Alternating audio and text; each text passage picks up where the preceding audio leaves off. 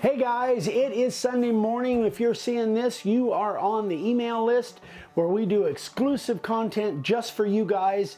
So we're going to do another sign carvers of the day. We did one a couple weeks ago, but we need to get kind of caught up. So today's sign carvers of the day is from February 25th, 2023 to March 14th, 2023. And if you sent me a picture within those dates, it should be in here. Hopefully it is. If it's not, let me know. Let's dive right into these and get going on them. Some really cool stuff. Next we got Brian Burrows. This is 16 by 24 by 1.25 inches thick, made from 2x4 studs that he milled down and glued together. Said it was very hard to carve, and I can believe it. But you know, it's a way to go if you need to glue stuff together, and it really makes a very nice looking sign. You just have to be, some of those studs, if they're construction material, can be somewhat challenging. But Brian, you pulled it off, man. Looks good. Looks really good. Next we have a sign by Pam Berry. This is 3 foot by 5 foot flag. Pam's just doing, Pam, you're doing great stuff. This is made for some friends for a Christmas gift, and obviously they seem to be very happy with it. Great job, Pam. Love it. Next we have Bert Graham, our Canuck friend from the north. This is 9 by 18 cedar slab. He used the carving liner and used our little rose template, the 60 degree, and used a wire wheel and an angle grinder to rough up the surface, and I think it looks really cool. Great job, Bert, as always.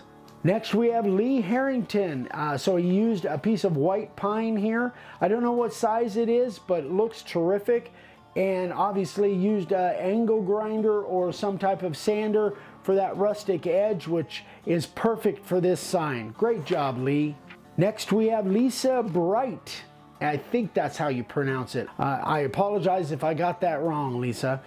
She's from Tucson, did a Gone Fishing sign. Looks terrific. I like the rustic edge, really goes well. And I like that font. Great job, Lisa. Love it.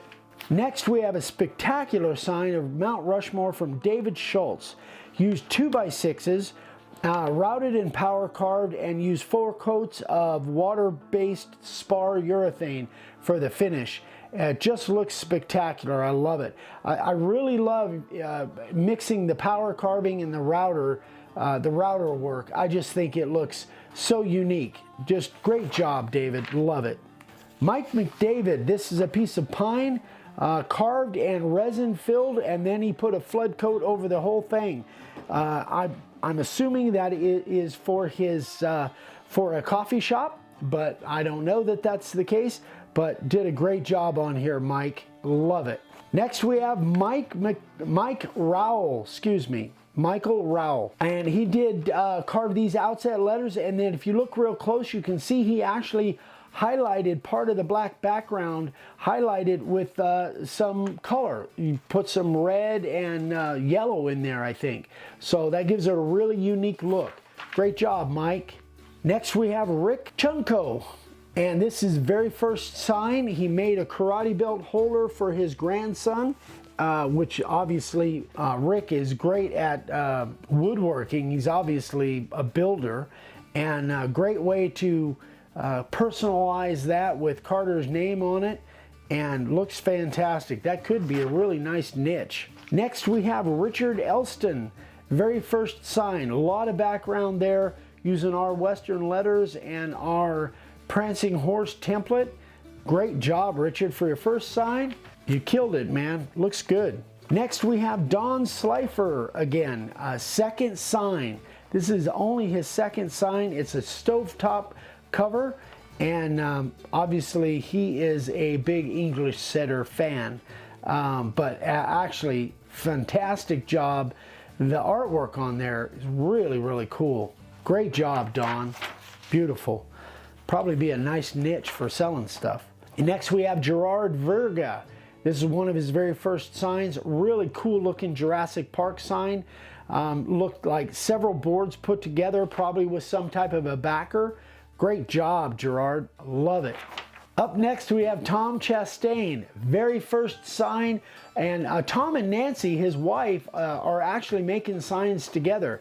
So they did this one as a collaboration. Beautiful board, looks like spalted elm or spalted birch or something like that, but a beautiful job. Great job, you guys. Love it.